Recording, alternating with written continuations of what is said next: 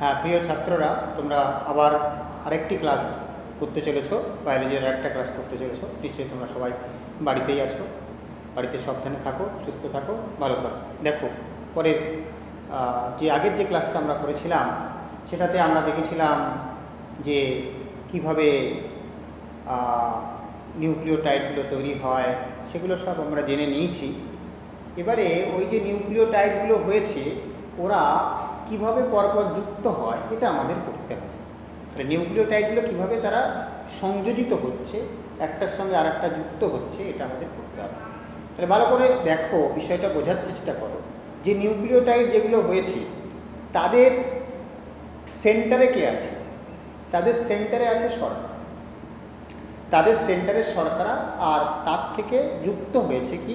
তার সাথে যুক্ত হয়েছে, একদিকে যুক্ত হয়েছে তোমার নাইট্রোজেন বেস, আর একদিকে যুক্ত হয়েছে ফসফরিক অ্যাসিড।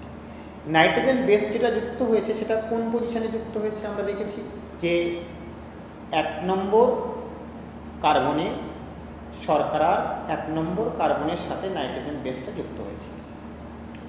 আর ফসফরিক অ্যাসিডটা যুক্ত হয়েছে কোথায়?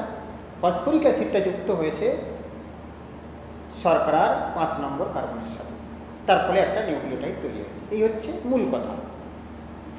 এবার যখন দুটো নিউক্লিওটাইড বিক্রিয়া করবে তখন তারা কি তৈরি করবে এবং কিভাবে সেই বিক্রিয়াটা হবে সেটা আমাদের বুঝতে হবে। তাহলে দুটো নিউক্লিওটাইড ভালো করে চিন্তা করো, কল্পনা করো, তাদের কি কি গ্রুপ ছিল ফাংশনাল একটু দেখে নাও। তাহলে একটা নিউক্লিওটাইডের যে 1 নম্বরের কার্বন সেটা তো ব্লক হয়েছে তোমার নাইট্রোজেন বেস দিয়ে। 2 নম্বরে কোনো ফাংশনাল গ্রুপ ছিল না, ওইচ গ্রুপ নেই। 3 নম্বরে অ্যাক্টিভ একটা গ্রুপ আছে, অ্যাক্টিভ ফাংশনাল গ্রুপ অবস্থান করছে। তাহলে 3 নম্বরের যে কার্বন, সেই কার্বনটা নিউক্লিওটাইডের ক্ষেত্রে অত্যন্ত কার্যকরী। আরেকটা নিউক্লিওটাইড যদি আমরা ধরে নিই, বা ওই নিউক্লিওটাইডটাই যদি আমরা ধরে নিই, তার যে 5 নম্বর কার্বন ছিল, ওই কার্বনের সঙ্গে যে ফসফেট গ্রুপ ছিল, তাতে যে ওইচ গ্রুপ ছিল, তারা কিন্তু একই, এরা বিক্রিয়া করবে। তাহলে দুটো নিউক্লিওটাইড যখন বিক্রিয়া করবে তখন কার কার মধ্যে বিক্রিয়া করবে? 3 নম্বরের শর্করার 3 নম্বরের ওইচ গ্রুপের সাথে অন্য যে নিউক্লিওটাইড তার যে ফসফেট গ্রুপ ছিল, সেই ফসফেট গ্রুপের ওইচের মধ্যে রিয়াকশান হবে। তাহলে একটি নিউক্লিওটাইডের 3 প্রান্তের ওইচ গ্রুপ অপর নিউক্লিওটাইডের 5 প্রান্তের যে ফসফেটের যে ওইচ গ্রুপ আছে তারা রিয়াকশান করবে। রিয়াকশানের ফলে আবারও কিন্তু সেই ডিহাইড্রেশন রিয়াকশান, এবং এখানেও কিন্তু আবারও জল বেরোবে। জল বেরোনোর ফলে আবারও একখানা স্টার বন্ড হবে। তাহলে যে স্টার বন্ডটা হবে, ওই স্টার বন্ডটাকে আমরা বলবো ফসফো ডাইস্টার বন্ড। এবং এই ফসফো ডাইস্টার বন্ড মাধ্যমে নিউক্লিওটাইডগুলো একে অপরের সাথে যুক্ত হয়। যুক্ত হওয়ার পরে একটা শৃঙ্খল তৈরি করে, সেই শৃঙ্খলটার নাম আমরা দিই পলিনিউক্লিওটাইড ফাইবার। নিশ্চয়ই তোমরা এটা বুঝতে পারছো, দেখে নাও। দেখো, আমি ছবিতে একটু দেখাচ্ছি পলিনিউক্লিওটাইড ফাইবার কিভাবে তৈরি হয়। পলিনিউক্লিওটাইড ফাইবার কিভাবে তৈরি হয় দেখো, একটা নিউক্লিওটাইডকে যদি আমরা এই সাধারণ ফর্মুলায় লিখি তাহলে কেমন হয়? তাহলে একটা নিউক্লিওটাইডের এটাকে আমরা, এই খাড়া দাগটাকে আমরা ধরে নিলাম একটা সুগার। এই খাড়া দাগটাকে আমরা ধরে নিলাম, লক্ষ্য করো, এই খাড়া দাগটাকে আমরা ধরে নিলাম একটা সুগার। তার এইটা হচ্ছে 5 প্রান্ত, এইটা হচ্ছে 1 প্রান্ত। তাহলে এটা হচ্ছে তোমার 1 প্রান্ত, এই 1 প্রান্ত, এটা 5 প্রান্ত, 5 প্রান্ত। তাহলে 5 প্রান্তে কি গ্রুপ যুক্ত ছিল আমরা জানি? ফসফেট গ্রুপ, পি দিলাম, ফসফেট পি। 3 নম্বরের একটা ওইচ গ্রুপ ছিল, সেটা কিন্তু কার্যকরী ছিল, ওইচ গ্রুপ। 2 নম্বরের কোনো গ্রুপ থাকে না, 2 নম্বরের ফাংশনাল গ্রুপ নেই। এই হচ্ছে তোমার 3 নম্বরের ওইচ গ্রুপ, এটা 3। আর 1 নম্বরে যেটা থাকে সেটা হচ্ছে নাইট্রোজেন বেস। আমি ধরে নিলাম এখানে আছে একটা নাইট্রোজেন বেস, তার নাম অ্যাডেনিন। তাহলে দেখো, একটা ছোট করে সংক্ষেপে একটা নিউক্লিওটাইডের ছবি কেমন হয় সেটা কিন্তু আমরা দেখলাম। সব আছে কিনা আবার একবার চেক করো। দেখো, এখানে বেসটা আছে কি? সবাই বলো আছে। দেখো সবাই, নাইট্রোজেন বেস আছে না নেই? অবশ্যই আছে, নাইট্রোজেন বেস আছে। 5 নম্বরে ফসফেট গ্রুপ আছে না নেই? আছে। 3 নম্বরে দেখো কার্যকরী গ্রুপ OH আছে না নেই? আছে। তাহলে থাকলো, তাহলে এটা 1 নম্বর নিউক্লিওটাইড। আমরা আরো একটা নিউক্লিওটাইড নিই, তাহলে এটা হবে 2 নম্বর নিউক্লিওটাইড আমরা নিচ্ছি। তারও একটা কি থাকবে? ফসফেট গ্রুপ থাকবে। ফসফেট গ্রুপ থাকবে। ফসফেট গ্রুপ থাকার পরে এদিকে আমরা আবার একটা OH গ্রুপ করব। এটা কোন প্রান্ত? 3 প্রাইম। এটা কোন প্রাইম? 5 প্রাইম। এটা তো 1 নম্বরে। আমি নিলাম এখানে ধরো গুয়ানিন, গুয়ানিন। তাহলে এটাও আর একটা নিউক্লিওটাইড, এদের মধ্যে রিঅ্যাকশন হচ্ছে। তা রিঅ্যাকশন হওয়ার পরে যেটা তৈরি হবে, কিভাবে তৈরি হবে? আমরা বলেছিলাম এটাও ডিহাইড্রেশন রিঅ্যাকশন। এখানেও জলের অণু বেরোবে। দেখে নাও, এই জলের অণু বেরোচ্ছে। ডিহাইড্রেশন রিঅ্যাকশনে জলের অণু বেরোয়, তাই দেখানো হয়েছে জলের অণু বেরোচ্ছে। ভালো করে খেয়াল করো, যে OH গ্রুপ এখানে আছে আর এই ফসফেটের OH গ্রুপ ছিল, এরও OH গ্রুপ আছে। আমরা যদি OH গ্রুপ দেখাই, এদিকে একটা OH গ্রুপ ছিল, এদিকে একটা OH গ্রুপ ছিল, এই OH গ্রুপ ছিল ফসফেটের। তাহলে এই OH গ্রুপের সঙ্গে রিঅ্যাকশনে জল বেরোচ্ছে এবং জল বেরোনোর ফলে দুটো নিউক্লিওটাইড কিন্তু জুড়ছে। ভালো করে দেখে নাও, দুটো নিউক্লিওটাইড কিন্তু জুড়বে।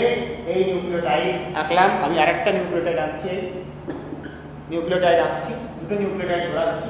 এদিকে তার তো ফসফেট ছিলই, সেটা তো থাকবেই। এই নিউক্লিওটাইডের ফসফেটটা এই ছিল, থাকলো। এদিকে লিঙ্ক হয়ে যাচ্ছে, দেখো কি লিঙ্ক হচ্ছে? এই ও থাকবে, ও থাকলো। এদিকে এই পি লিঙ্ক হচ্ছে। পি এর কি ছিল? একটা OH পড়ে রয়েছে, একটা ডবল বন্ড দিয়ে ও রয়েছে। এদিকে এই, ভালো করে দেখে নাও, এদিকে কি আছে? এখানে পেন্টোজ শর্করার সঙ্গে লিঙ্ক আপ আছে 5 প্রান্তে। এদিকে কি ছিল? এ ছিল। এদিকে কি ছিল? জি ছিল এই রিঅ্যাকশন। আর এদিকে OH গ্রুপ ছিল এই গ্রুপটা। ভালো করে দেখে নাও। তাহলে দেখো নিউক্লিওটাইডগুলো জুড়েছে। নিউক্লিওটাইডগুলো কোন কোন গ্রুপের সঙ্গে জুড়েছে? ভালো করে দেখে নাও, ভালো করে দেখে নাও। তাহলে এখানে দুটো নিউক্লিওটাইড জুড়েছে, অ্যাডিনিন এবং গুয়ানিন ওয়ালা যে দুটো নিউক্লিওটাইড জুড়েছে, তার ফলে আমরা যেটা পেলাম এর নাম হবে ডাই নিউক্লিওটাইড। ভালো করে দেখে নাও, এর নাম হবে কি? এর নাম হবে ডাই নিউক্লিওটাইড। ডাই নিউক্লিওটাইড তৈরি হয়েছে, দুটো নিউক্লিওটাইড জুড়েছে, ডাই নিউক্লিওটাইড হয়েছে। অনুরূপভাবে ওই ডাই নিউক্লিওটাইডের সাথে যদি আমরা আরও একটা, আমি সব গ্রুপগুলো হয়তো দেখাচ্ছি না, এরাম করে দেখাচ্ছি, তাহলে এখানে কিন্তু বন্ধন রয়েছে, ওপি বন্ধন রয়েছে এই জায়গাটায়। এই জায়গাটায় কিন্তু একটা ওপি বন্ধন আছে, সেটা আমি দেখাচ্ছি না। তাহলে এখানে ও আর পি বন্ধন যুক্ত হচ্ছে। এদিকে ছিল এ, এদিকে ছিল জি।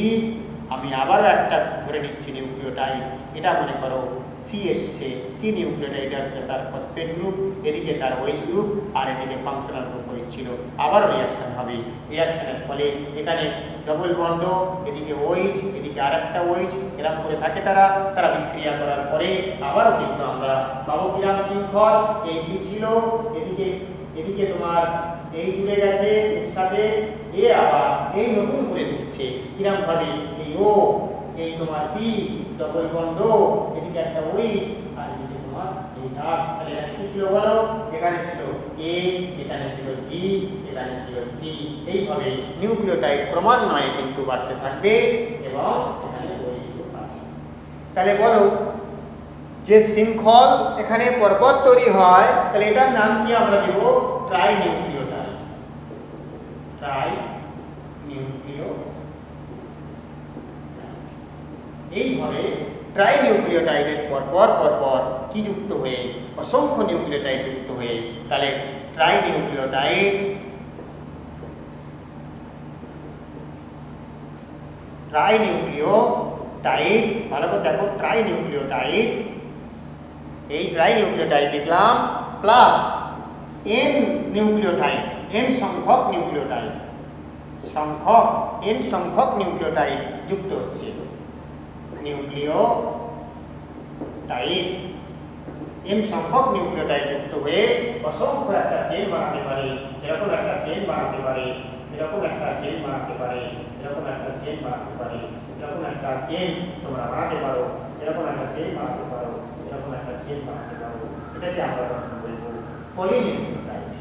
এটাকে আমরা নাম দেব কি, এটা হয়ে যাবে পলিনিউক্লিওটাইড। পলিনিউক্লিওটাইডের মধ্যে এদিকে কিন্তু ফসফেট গ্রুপ, এদিকে কিন্তু OH গ্রুপ। তাহলে আমরা এখানে এ ছিল, এখানে আমরা জি করেছিলাম, এখানে আমি সি করলাম, অনবরত এ সি, আমি এটাকে করতে পারি, এটা করতে পারি টি, এটা G C A C G C, এরকম করে দিলাম।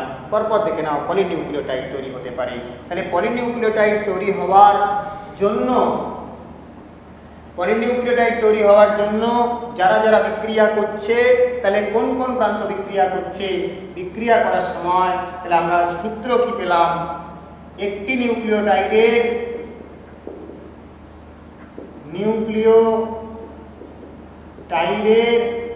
3 প্রাইম OH গ্রুপ এর OH গ্রুপের সাথে 3 প্রাইম OH গ্রুপের সাথে ভালো করে দেখে নাও, 3 প্রাইম OH গ্রুপের সাথে কার রিঅ্যাকশন হচ্ছে, 3 প্রাইম OH গ্রুপের সাথে আমরা কি দেখতে পাবো, 3 প্রাইম OH গ্রুপের সাথে অন্য নিউক্লিওটাইডের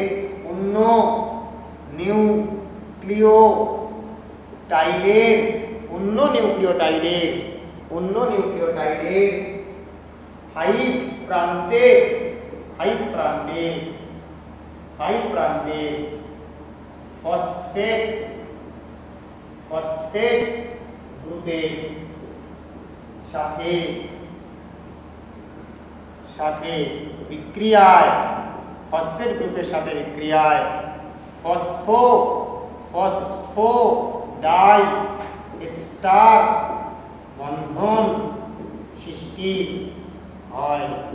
ফসফোডাই এস্টার বন্ধন সৃষ্টি হয়, এবং পলিনিউক্লিওটাইড তৈরি হয়। একটু মন দিয়ে শুনে নাও, ভালো করে আমি যা যা লিখলাম ভালো করে মন দিয়ে শোনো, ভালো করে লক্ষ্য করো, দেখো কি লিখলাম। তাহলে একটি নিউক্লিওটাইডের 3 প্রান্তের OH গ্রুপের সাথে অন্য নিউক্লিওটাইডের 5 প্রান্তের ফসফেট গ্রুপের বিক্রিয়ায় ফসফোডাইএস্টার বন্ধন সৃষ্টি হয় এবং পলিনিউক্লিওটাইড তৈরি হয়। এভাবে চেন তৈরি হয়, অসংখ্য নিউক্লিওটাইড চেন তৈরি হয়।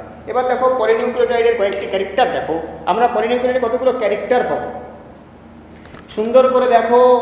যদি এখানে একটা নিউক্লিওটাইড আর একটা নিউক্লিওটাইড এইভাবে জুড়ে যায়, তাহলে নিউক্লিওটাইডের কি আছে দেখো, এটা যদি নিউক্লিওটাইড হয়, এই নিউক্লিওটাইডের এক প্রান্তে 5 হবে, আর এক প্রান্ত OH হবে, এক প্রান্ত OH, অন্য প্রান্তের OH কি থাকবে, 3 প্রাইম হবে। তাহলে অন্য প্রান্তের OH কি হবে, 3 প্রাইম হবে, অন্য প্রান্তের OH 3 প্রাইম হবে। তাহলে একটা প্রান্ত 5 মেরু হয়, 5 প্রাইম এন্ড হয়, অপর প্রান্ত 3 প্রাইম এন্ড হয়। তাহলে একটি নিউক্লিওটাইড শৃঙ্খলের একটি প্রান্ত 5 প্রাইম এন্ড হবে, অপর প্রান্ত 3 প্রাইম এন্ড হবে। 5 প্রান্তে থাকবে ফসফেট গ্রুপ যুক্ত আর 3 প্রান্তে থাকবে OH গ্রুপ যুক্ত। তাহলে একটি পলিনিউক্লিওটাইড চেনের কি বৈশিষ্ট্য পেলাম আমরা একটু দেখে নাও, আমি লিখে দিচ্ছি। পলিনিউক্লিওটাইড চেনের ক্যারেক্টার দেখো, দুটো ক্যারেক্টার আমরা বললাম। পলিনিউক্লিওটাইড চেনের ক্যারেক্টার কি হয়,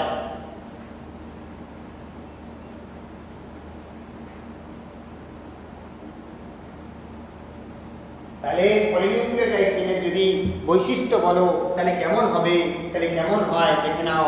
পলিনিউক্লিওটাইড চেনের বৈশিষ্ট্য 1 নম্বর কি হয়, 1 নম্বর আমরা লিখতে পারি, কি লিখতে পারি, এটা মেরুযুক্ত,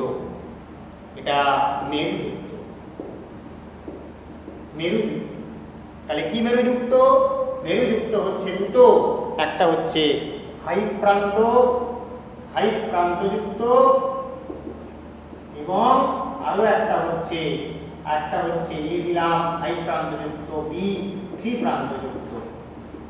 তাহলে যেটা 5 প্রান্তযুক্ত সেটা কি, সেটা হচ্ছে তোমার বিশেষত্ব কেমন হয়, সেটা হচ্ছে ফসফেট গ্রুপ, ফসফেট গ্রুপ থাকে, ফসফেট গ্রুপ যুক্ত হয়, ফসফেট গ্রুপ যুক্ত হয়। আর যেটা থ্রি প্রান্ত সেটা OH গ্রুপ যুক্ত হয়, OH গ্রুপ যুক্ত হয়। এটা কিন্তু মনে রেখো ভালো করে। তাহলে নিউক্লিওটাইড ফাইবার, নিউক্লিওটাইডের যে ফাইবার, পলিনিউক্লিওটাইডের যে ফাইবার সুতো, সেই সুতোটা দুটো অভিমুখ আছে, দুটো মেরু আছে, দুটো পোলার আছে। একটা পোলারকে আমরা কি বলি? একটা পোলারকে বলা হয় 5 পোলার, একটাকে বলা হয় 3 পোলার। 5 পোলারটাকে বলা হয় ফসফেট পোলার, আর 3 পোলারটাকে বলা হয় OH পোলার। ভালো করে দেখে নাও। এরপরে আরেকটা বৈশিষ্ট্য কি করা যায়? পলিনিউক্লিওটাইড যে সুতো, সেই সুতোর যে ব্যাকবোন, সেই ব্যাকবোনটা কি দিয়ে গঠিত হয়েছে? সুগার ফসফেট দিয়ে তৈরি হয়েছে। তাহলে পলিনিউক্লিওটাইডের ফাইবার, পলিনিউক্লিওটাইড, টাইডের ফাইবার, ফাইবার এর ব্যাকবোন, ব্যাকবোন তৈরি হয়, কাঠামো তৈরি হয় কি দিয়ে? তৈরি হয় একটা বিশেষ জিনিস দিয়ে, তার নাম কি? Sugar phosphate backbone. তাহলে আমরা বলবো তৈরি হয় সুগার ফসফেট ব্যাকবোন দিয়ে, ব্যাকবোন এটা কিন্তু মাথায় রেখো, সুগার ফসফেট ব্যাকবোন দিয়ে এটা রচিত হয়।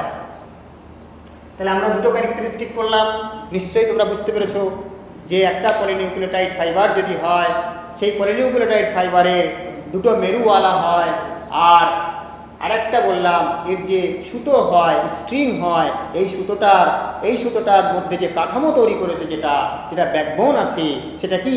সুগার ফসফেট ব্যাকবোন দিয়ে তৈরি হয়। খেয়াল করো, খেয়াল করো। আর সুগার ফসফেট ব্যাকবোন থেকে প্রবর্ধিত হয় কি?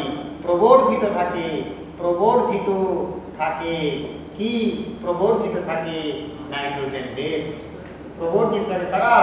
নাইট্রোজেন বেস সমূহ, নাইট্রোজেন বেস সমূহ প্রবর্ধিত থাকে। তাহলে প্রবর্ধিত থাকে কারা? নাইট্রোজেন বেস কিন্তু এর থেকে প্রবর্ধিত থাকে, এর থেকে বেরিয়ে থাকে। খেয়াল করো। তাহলে এই তিনটে ক্যারেক্টারিস্টিক আমরা পলিনিউক্লিওটাইড ফাইবারের পেলাম। এরপরে আমরা একটু আলোচনা করব পরের বিষয়, যেটা সেটা হচ্ছে স্ট্রাকচার অফ ডিএনএ। এরপরে পড়বো আমরা দি স্ট্রাকচার অফ ডিএনএ। ভালো করে লক্ষ্য করবে, দি স্ট্রাকচার অফ ডিএনএ। দেখো, ডিএনএ অত্যন্ত মানে তোমার বৃহদাকার জৈব অণু। এটা বলার অপেক্ষা রাখে না। আমি প্রথম দিন পড়ানোর সময়, প্রথম ক্লাসে পড়ানোর সময় একটু হয়তো উল্লেখ করেছিলাম তার বিবর্ধনের কথা, কত বড় হতে পারে। তাহলে এর নির্ভর করে কার উপরে? এর যে আণবিক ওজন, এর ভর নির্ভর করে কার উপরে? সিম্পল ব্যাপার, কিছুই না। এর ভর নির্ভর করে এর মধ্যে কতখানা নিউক্লিওটাইড আছে তার উপর। ডিএনএর ভর নির্ভর করে তার মধ্যে কতগুলি নিউক্লিওটাইড আছে তার উপরে। সেগুলো আমরা জীবজগতে দেখলে বুঝতে পারবো কেমন কেমন হয়। তাহলে আমরা একটু দেখে নেই দি স্ট্রাকচার অফ ডিএনএ, এর সম্পর্কে আমরা ভেতরে ঢুকবো। দি স্ট্রাকচার অফ ডিএনএ নিয়ে, এগুলো নিয়ে একটু আলোচনা করব। দেখো, আমি হেডিং করছি দি স্ট্রাকচার অফ ডিএনএ, এটা নিয়ে ভালো করে দেখে নাও।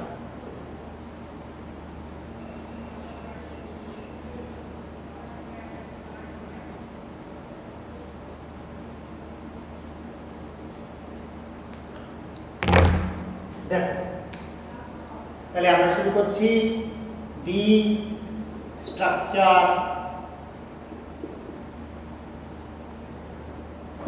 Of DNA. The structure of DNA, structure of DNA. The structure of DNA ব্যাপারটা আমাদের আলোচনা করতে হবে। ভালো করে দেখে নাও দি স্ট্রাকচার অফ ডিএনএ কি হয়। তাহলে প্রথমে আমি আবারও একবার বলি, ডিএনএ হলো বৃহত্তম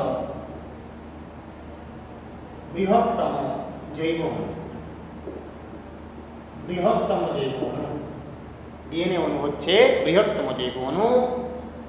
2 নম্বর ক্যারেক্টার বলা যায়, এর ভর নির্ভর করে নিউক্লিওটাইড টাইডের সংখ্যার উপর কতটা বড় হবে কতটা ছোট হবে সব কিছু নির্ভর করে কতগুলো amount of nucleotide present in the DNA সেটা নির্ভর করে। কি দেখে না কতগুলো জীবের উদাহরণ দেওয়া যায়, আমরা বলতেই পারি দেখো কতগুলো জীবের উদাহরণ দেওয়া যায় কেমন কেমন হয়। যদি একটা ভাইরাস I-174 ফাজ নেওয়া যায়, তার জিনোমের মধ্যে অ্যামাউন্ট অফ নিউক্লিওটাইডের পরিমাণ আমরা বাঁচতে পারি কতটা, এর মধ্যে অ্যামাউন্ট অফ ডিএনএ দেখো এত পরিমাণ ডিএনএ আছে। এই বিপি মানে বেস পেয়ার, পরে একটু বলছেন বেস পেয়ার মানে এগুলো নিউক্লিওটাইডই হয়, নিউক্লিওটাইড এতগুলো নাম্বার নিউক্লিওটাইড আছে। আবার দেখো টি2 ফাজের জিনোম যদি আমরা দেখি, তার জিনোমের মধ্যে নাম্বার অফ নিউক্লিওটাইড কত দেখো 503 বিপি। আমরা যদি ভালো করে দেখে নাও ইকোলি দেখি তাহলে কি হবে, ইকোলির মধ্যে যে নাম্বার অফ নাইট্রোজেন বেস আছে ভালো করে দেখে নাও 10⁶ বিপি। ভালো করে দেখো। তারপর আমরা যদি হিউম্যান একটি হ্যাপ্লয়েড কোষ যদি পর্যবেক্ষণ করো, number of nitrogen base, number of nucleotide যদি দেখো 3 × 10⁹ তাহলে how many size of A DNA হয় ভালো করে লক্ষ্য করো, দেখো ভালো করে। তাহলে ডিএনএ অনেক লম্বা হয়, অনেক বড় হয়, অতীব ঘর হয়, কিন্তু এটা খুবই সূক্ষ্ম। ন্যানোমিটারে এর থিকনেস সেটার সম্পর্কে আমাদের করতে হবে। খুবই সূক্ষ্ম ব্যাপার ডিএনএ, নিউক্লিয়াসের মধ্যে প্রেজেন্ট থাকে আমরা জানি, সেই সম্পর্কে আমরা ভেতরে ঢুকবো আস্তে আস্তে করে। এরপরে আমরা চলে আসি যে নিউক্লিওটাইডের ডিসকভারের বিষয়ে, ডিএনএ ডিসকভারের বিষয়ে আমরা একটু কথা চলে আসি। ডিএনএ কীভাবে আবিষ্কার হয়েছিল এটা নিয়ে আমরা একটু কয়েকটা বিজ্ঞানীর নাম জেনে নিই। ডিএনএ আবিষ্কার সংক্রান্ত কিছু ব্যাপার, আবিষ্কার সংক্রান্ত কিছু তথ্য আমরা এখানে আলোচনা করব। ডিএনএ আবিষ্কার সংক্রান্ত কিছু তথ্য। আবিষ্কার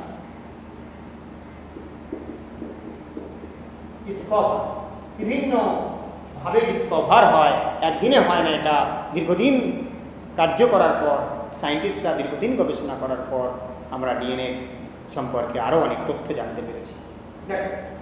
প্রথমে যিনি ছিলেন তিনি হচ্ছে মিস্টার উনি ডিএনএকে নিউক্লিন বলেছিলেন। তখন ডিএনএ আবিষ্কার হয়নি। উনি পুষ কোষ থেকে একটা অ্যাসিড পদার্থ সন্ধান করেছিলেন নিউক্লিয়াসের মধ্যে, তার নাম দিয়েছিলেন নিউক্লিন। তাহলে ডিএনএ তখন নাম ছিল কি, মিস্টার ডিএনএকে নিউক্লিন বলতেন। নিউক্লিন এই শব্দটা উনি করেছিলেন, নামকরণ করেছিলেন নিউক্লিন ডিএনএকে। তারপরে অল্টম্যান ডিএনএ নামকরণ করেন।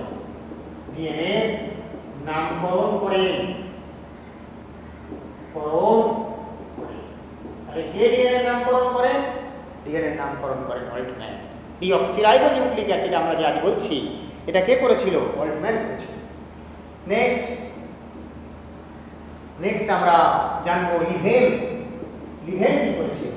লিভেন ডিএনএর মধ্যে কেমিক্যাল কম্পোজিশন আবিষ্কার করেছিল। যেমন ডিএনএর মধ্যে রাইবোজ সুগার আবিষ্কার করেছিল। ডিএনএর মধ্যে যে রাইবোজ সুগার থাকে আজকে আমরা পড়ছি, এটা কে করেছিল? লিভেন করেছিল। তারপরে গুরুত্বপূর্ণ রোল আছে অনেক বিজ্ঞানীর, আরো কয়েকটা বিজ্ঞানীর নাম আমি বলছি। যেমন করতে পারো চারগাফ। ডিএনএ মধ্যে যে বেস সজ্জা হয়, সেই বেস সজ্জা বা ডিএনএর মধ্যে যে নাইট্রোজেন বেসগুলো আছে তাদের একটা গাণিতিক ফর্মুলা আবিষ্কার করেছিলেন উনি। সেটা হচ্ছে A+G/T+C = 1। a plus G divided by T plus C সমান 1 অর একটা দ্বিতন্ত্রী ডিএনএ এর মধ্যে a বাই টি সমান সমান জি বাই সি সমান সমান 1। এটা মাথায় রেখো, 4 ধাপ এটা করেছিল। তাহলে মোট পিউরিন আর মোট পিরিমিডিন অনুপাত ধ্রুবক করেছিলেন। তুমি কি করেছিলেন? এটা এক করা যায়, মোট পিউরিন সমান মোট পিরিমিডিন। এটা দেখা যায় ডিএনএ এর মধ্যে সব সূত্র কিন্তু দ্বিতন্ত্রী ডিএনএ এর মধ্যে ডিএস ডিএনএ এর ক্ষেত্রে প্রযোজ্য। এগুলো সব কিন্তু DS DNA, double strand DNA আমরা আলোচনা করব পরে। ডিএস ডিএনএ কি জিনিস সেসব নিয়ে আমরা ঢুকবো। তাহলে এই যে সূত্র, এই সূত্র কিন্তু ডিএস ডিএনএ এর ক্ষেত্রে প্রযোজ্য। এটা কিন্তু মাথায় রেখো। এই সূত্রটা কোথায় প্রযোজ্য? এই সূত্র হচ্ছে ডিএস ডিএনএ এর ক্ষেত্রে প্রযোজ্য। মোট পিউরিন এবং মোট পিরিমিডিনের অনুপাত ধ্রুবক হয় কোন ডিএনএ এর ক্ষেত্রে? ডিএস ডিএনএ এর ক্ষেত্রে। ডিএস ডিএনএ এর ক্ষেত্রে, ডবল স্ট্র্যান্ড ডিএনএ এর ক্ষেত্রে যে মোট পিউরিন মোট পিরিমিডিন অনুপাত ধ্রুবক হয়। উইলকিন্স ও ফ্রাঙ্কলিন উনি কি করেছিলেন? উইলকিন্স এবং ফ্রাঙ্কলিন ওনারা কি করেছিলেন? উইলকিন্স এবং ফ্রাঙ্কলিন এক্সরে ক্রিস্টালোগ্রাফি আবিষ্কার করেছিলেন।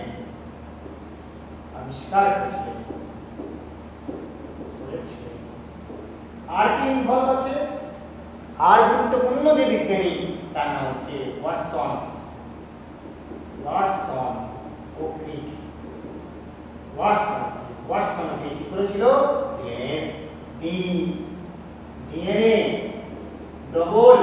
ডিএনএ ডবল হেলিক্স এটা উনি আবিষ্কার করেছিলেন। তাহলে ডিএনএ ডবল হেলিক্স এই সূত্র, এই তথ্য আবিষ্কার করেছিলেন। তাহলে ওয়াটসন ক্রিক ডিএনএ ডবল হেলিক্স আবিষ্কার করেছিলেন। আর 1962 তারা নোবেল পুরস্কার পেয়েছিলেন। নোবেল পুরস্কার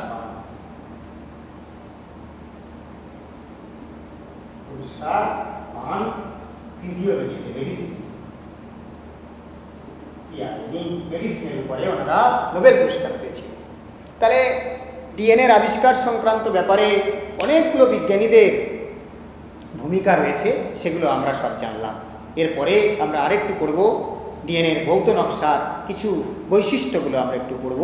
ডিএনএর ভৌত নকশা কেমন কেমন তার গঠন হয়, কেমন কেমন তার স্ট্রাকচার হয়, কেমন কেমন উপাদান হয়, সেগুলো আমরা একটু জানব। দেখো, এরপরে আমরা ডিএনএর ভৌত নকশায় চলে আসছি। তাহলে এটা গেল। এরপরে আমরা চলে আসি ডিএনএর ভৌত নকশা। দেখো,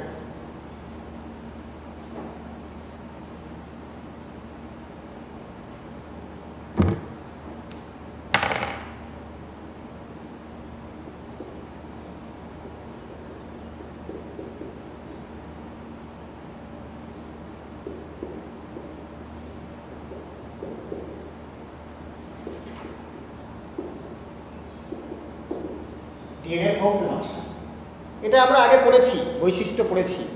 ডিএনএর ভৌত নকশার বৈশিষ্ট্য আমরা জানি। তাহলে প্রথম বৈশিষ্ট্য হচ্ছে ডিএনএ দ্বিতন্ত্রী সর্পিল। তাহলে আমরা প্রথম বলবো কি? ডিএনএ দ্বিতন্ত্রী সর্পিল গঠনযুক্ত হয়। ডিএনএ দ্বিতন্ত্রী সর্পিল গঠনযুক্ত হয়, অর্থাৎ দুটো ফাইবার, মানে আমরা দেখেছিলাম কি যে নিউক্লিওটাইডগুলো পরপর যুক্ত হয়ে কি তৈরি হয়? একটা চেন তৈরি হয়। তাহলে আমরা কি করেছিলাম? Polynucleotide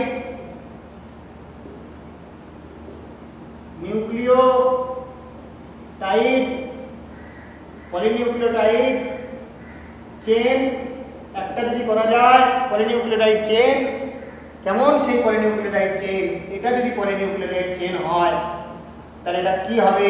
5 prime to 3 prime chain. তাহলে এখানে বলা হচ্ছে ডিএনএ দ্বিতন্ত্রী সর্পিল, অর্থাৎ ডিএনএর ভিতরে কিন্তু একটি পলিনিউক্লিওটাইডের তন্তু নেই, দুটি পলিনিউক্লিওটাইডের তন্তু আছে, আরেকটা পলিনিউক্লিওটাইড তন্তু এর মধ্যে আছে। তাহলে এটা একটি পলিনিউক্লিওটাইড চেন। নেক্সট আরেকটা পলিনিউক্লিওটাইড চেন, আমি যদি এটাকে এই এই এই নাইট্রোজেন বেসগুলোকে এইভাবে দেখায়, is the polynucleotide chain. Next আরও একটা চেন, এটা হচ্ছে ফার্স্ট পলিনিউক্লিওটাইড চেন। এটা আমি ধরলাম 1 নম্বর চেন, 1 নম্বর চেন। এটা আমরা 2 নম্বর পলিনিউক্লিওটাইড চেন আরেকটা ধরে নেই, পলিনিউক্লিওটাইড চেন 2, আর একটা পলিনিউক্লিওটাইড চেন ধরে নিলাম। কি হবে? দুটো পলিনিউক্লিওটাইড চেন কি হবে? মিশবে। দুটি পলিনিউক্লিওটাইড চেন মিশবে, তারপরে তাকে আমরা ডিএনএ বলবো, অন্যথায় কিন্তু ডিএনএ নয়। ভালো করে স্মরণ রাখো, দুটো নিউক্লিওটাইডের চেন একসঙ্গে মেলার পর ডিএনএ তৈরি হয়। তাহলে আমরা যদি দেখি এর ক্ষেত্রেও আরেকটা চেন আছে, একটা চেন আছে, একটা চেন আছে, একটা চেন আছে। তাহলে দেখো এই দুটো চেন কিন্তু মিলবে, এটা 5, এটা আমি 3 করলাম। তাহলে দেখো যদি আমরা দুটো চেনকে ইউনাইট করি তাহলে কেমন হবে? এই দুটো চেনকে ইউনাইট করলাম, এই দুটো চেনকে ইউনাইট করলাম, দুটো চেনকে ইউনাইট করলাম, তাহলে ডিএনএ কেমন হবে? একটি তন্তু না দুটি তন্তু? তাহলে এটা ধরো 5 ছিল, ওপরেরটা 3 ছিল, কিন্তু যখন দুটো চেন তৈরি হয়, যখন দুটো চেন জুড়ে যায়, যখন দুটো চেন তৈরি হয় এবং যখন দুটো চেন জুড়ে যায়, তারা কিন্তু বিপরীতভাবে জুড়ে যায়। তাহলে আমরা দেখো একটা 5 to 3 করলাম, আর একটা 3 to 5 এ জুড়ছে। ভালো করে দেখে নাও, যখন আমরা যেমন ব্যাগের জিপ টানি যখন দুটো খিলিয়ে যায়, এটাও ওই রকম, কিন্তু মানে এটা অতটা ওই রকম নয়, আমি বোঝানোর জন্য বলছি। ওই রকম অ্যাঙ্করিং করে থাকে দুটো তন্তু, অর্থাৎ দুটো সুতো দুটো এরকমভাবে তারা অ্যাঙ্করিং করে অবস্থান করে। এটা গেল, আমরা কি বললাম? দ্বিতন্ত্রী।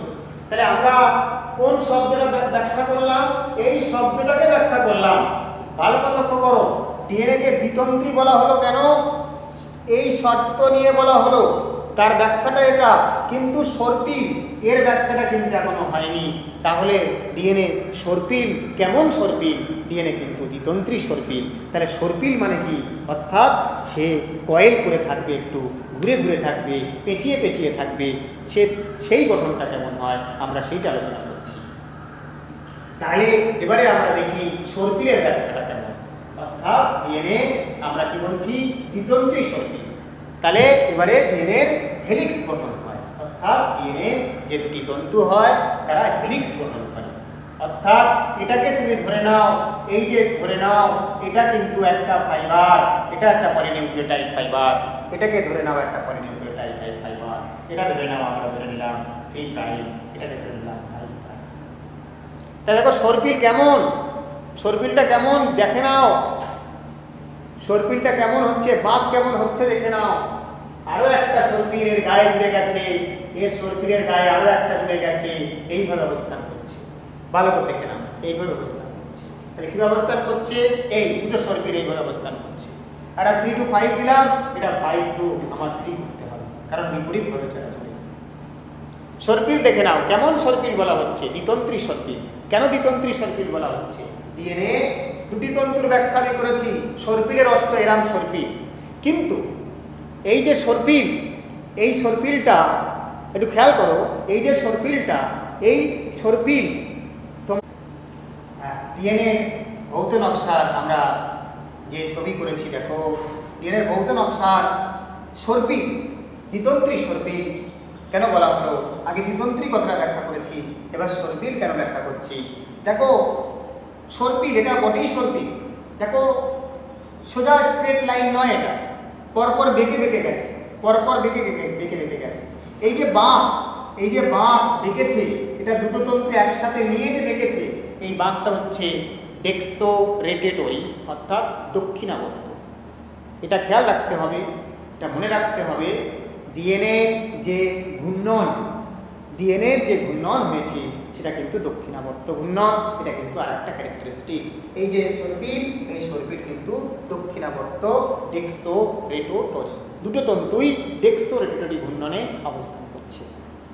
3 নম্বর আর একটা ক্যারেক্টারিস্টিক করো, তাহলে আমরা সর্পিলের ব্যাখ্যাটা পেলাম, কিভাবে ঘুরেছে সেটা পেলাম। 3 নম্বর, এটা শাখার দুটি কখনোই কখনোই, এটা কিন্তু মনে রাখবে, কখনোই ডিএনএ তন্তু শাখান্বিত হয় না, শাখান্বিত হয়, অর্থাৎ এর থেকে কোনো ব্রাঞ্চ বেরোবে না, এর থেকে কোনো ব্রাঞ্চ তৈরি হবে না, লিনিয়ার হবে, পরপর পরপর মানে সুতোটা কন্টিনিউয়াস হবে, এটা কখনোই কিন্তু শাখান্বিত হয় না। তাহলে আমরা আরেকটা বৈশিষ্ট্য পেলাম, এটা 3 নম্বর পেলাম, কখনোই শাখান্বিত হয় না। 4 নম্বর কি, ডিএনএ তন্তু যখন দুটো তন্তু অবস্থান করছে তখন কিন্তু একটি তন্তু আর একটা তন্তুর মধ্যে এইরকমভাবে মিশে যায়নি। খেয়াল করো, আমি দুটো পেনকে এইভাবে বসিয়ে দিলাম, এই একটা পলিনিউক্লিওটাইডের ফাইবার আর এই একটা পলিনিউক্লিওটাইড ফাইবার এইভাবে নিজেদের দেহকে এইভাবে মেশায়নি ওরা, এইভাবে কিন্তু ওরা নিজেদের দেহকে মেশায় না, কিঞ্চিত পরিমাণ তারা ফাঁক রেখে দুটো তন্তু সর্পিল আকারে সঞ্চিত থাকে, কিঞ্চিত ফাঁক রেখে তারা কিন্তু অবস্থান করবে, এটা কিন্তু মাথায় রাখতে হবে। এরা কিন্তু এইভাবে মিলিয়ে যায় না, এরাম ওরাপ্টেড হয় না, একে অপরকে এরমভাবে জড়িয়ে ধরে না, এরা কিন্তু ফাঁক রাখে। বোঝা গেছে? এরপরে চলে এসে দেখো, তাহলে আমরা বুঝলাম 4 নম্বর আর একটা ক্যারেক্টারিস্টিক। 5 নম্বর কি বলা যায়? 5 নম্বর বলা যায় এই যে ডিএনএ দুটি তন্তু, তার যে মূল যে সুতোটা, এই সুতোটা কি? পলিনিউক্লিওটাইডের ফাইবার। এই পলিনিউক্লিওটাইডের ফাইবার, এই পলিনিউক্লিওটাইডের ফাইবারটা অ্যাকচুয়ালি কিসের ফাইবার?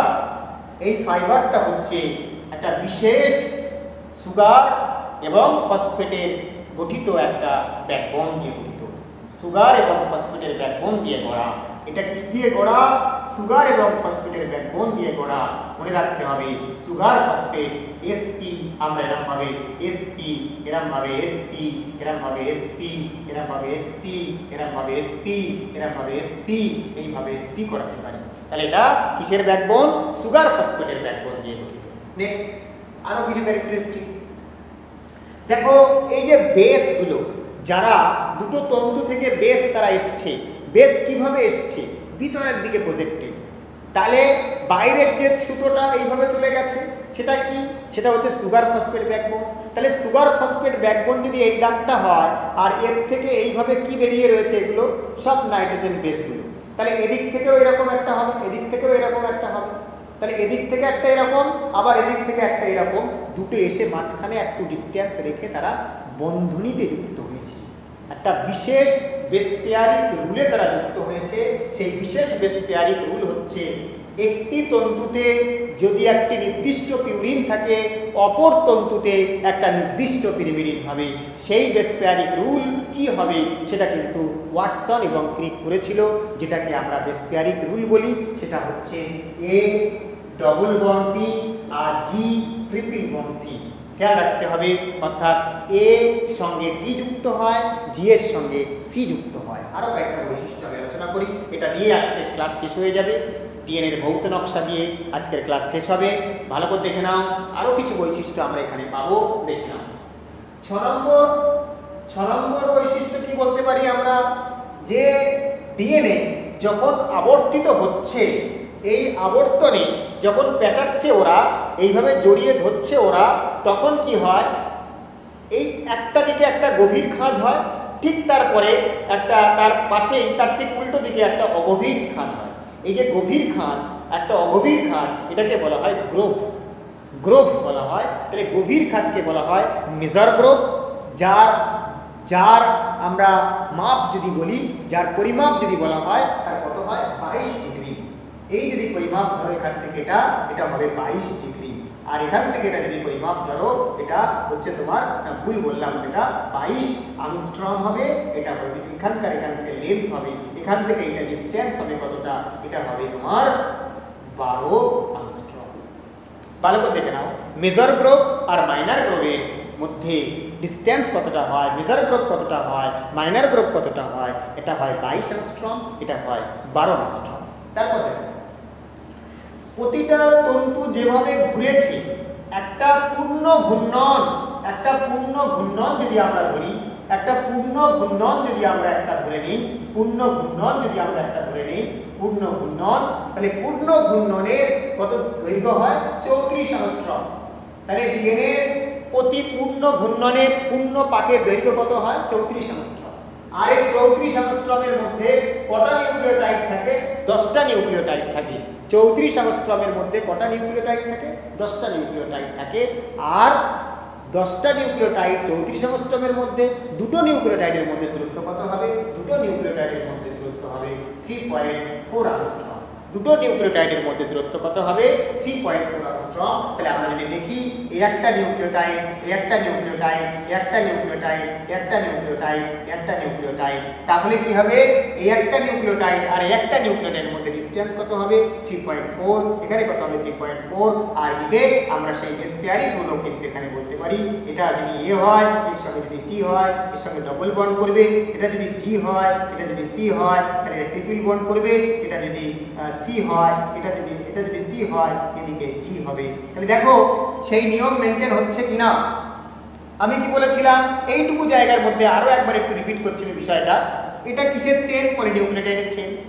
পলিনিউক্লিওটাইড চেন কি দিয়ে গঠিত হয় সুগার ফসফেট ব্যাকবোন দিয়ে তৈরি হয়। সুগার ফসফেট ব্যাকবোনের ভিতর দিক থেকে কি বেরোয় বেসগুলো প্রবর্ধিত হয়, বেসগুলো বেরিয়ে এসছে, এই বেস বেরিয়ে এসছে, দুটো বেস বেরিয়ে এসছে।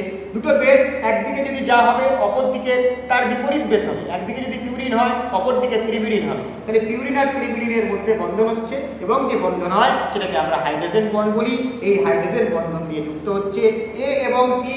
যে হাইড্রোজেন বন্ড হয় সেটাকে ডবল হাইড্রোজেন বন্ড বলা হয়। আর জি এবং সি এর মধ্যে যে হাইড্রোজেন বন্ড হয় সেটাকে আমরা ট্রিপল হাইড্রোজেন বন্ড বলি। এটা কিন্তু মাথায় রেখো। আর এই যে পূর্ণ পাক একটা হলো, এখান থেকে তুমি ধরে নাও একটা পূর্ণ পাকের মধ্যে কটা করে নিউক্লিওটাইড হবে 10টা করে নিউক্লিওটাইড হবে। আর দুটো নিউক্লিওটাইডের মধ্যে ডিসটেন্স কত হবে 3.4 অ্যাংস্ট্রম। আর যদি ডিএনএর একটা কাল্পনিক আমরা ব্যাস করতে পারি, ডিএনএ যদি আমরা একটা অক্ষ কল্পনা করে যদি একটা ব্যাস রচনা করতে পারি ডিএনএর ব্যাস হবে কত 20 অ্যাংস্ট্রম। তাহলে এই তথ্যগুলো প্রত্যেকটি তোমাদের স্মরণযোগ্য এবং প্রত্যেকটি তোমাদের মুখস্থ করতে হবে। ডিএনএর ভৌত নকশার বৈশিষ্ট্য আলোচনা করো, এটা কিন্তু খুবই ইম্পর্টেন্ট একটা প্রশ্ন। আজকের ক্লাস এই পর্যন্ত শেষ হচ্ছে। সবাই তোমরা ভালো থাকবে, সুস্থ থাকবে। এই পর্যন্ত আজকের ক্লাস শেষ হয়ে গেল। বুঝতে পেরেছো?